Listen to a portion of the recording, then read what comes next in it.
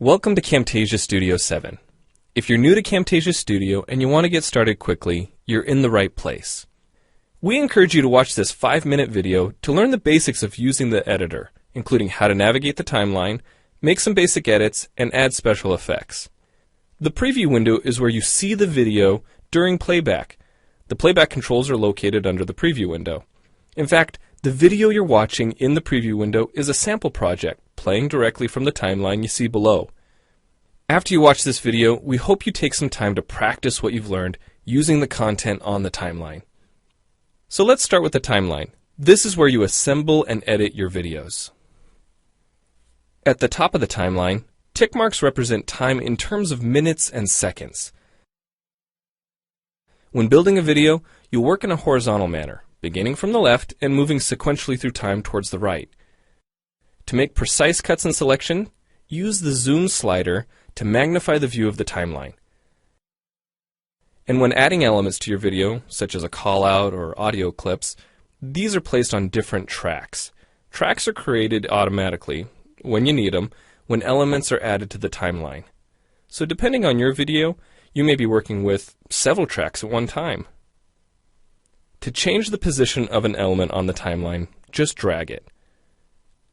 To change the length of an element, drag the edges in either direction. An important part of the timeline is the playhead. The playhead moves the timeline and indicates the current frame displayed in the preview window. To view your video, click play in the preview window. Notice how the video and the timeline's playhead stay in sync? Click anywhere on the timeline and the playhead moves to that point. The green section of the playhead is called the in point. Click and drag the in point to make the beginning of a selection. The red section of the playhead is called the out point. Just click and drag the out point to make the end of a selection. To bring the sections of the playhead back together, double-click the gray playhead. To split a video clip, position the playhead at the desired location and click the split button. And if you want to remove a portion of your video, make a selection with the in and out points, then click the cut button. If you make a mistake while editing, click the undo button. Next, we'll look at the clip bin and the library. The clip bin holds recordings, audio files, images, and title slides being used in the project you're currently working on. Then there's the library. It stores video clips, intros, callouts, title slides, and other elements that you want to use from project to project. The library is also pre-populated with professional animations, music, sound effects, and other content you can use in your video for free. To add your own clips or video sequences to the library, make a selection on the timeline, right-click, and choose Add to Library. To include clips and other elements in your video, drag them from the clip bin or library and drop them onto the timeline. The tabs located above the timeline are task pages used for adding and editing special effects. You can add callouts to emphasize a key point. You can insert a transition between clips for a professional look.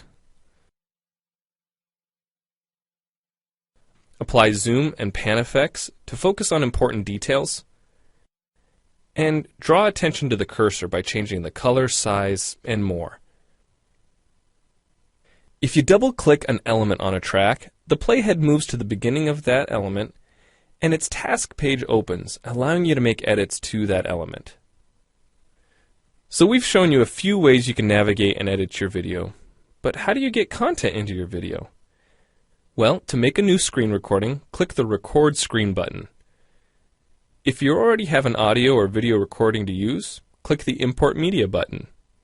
When you've made edits and added effects to your video and you're ready to share it, you need to produce the project to create a shareable video.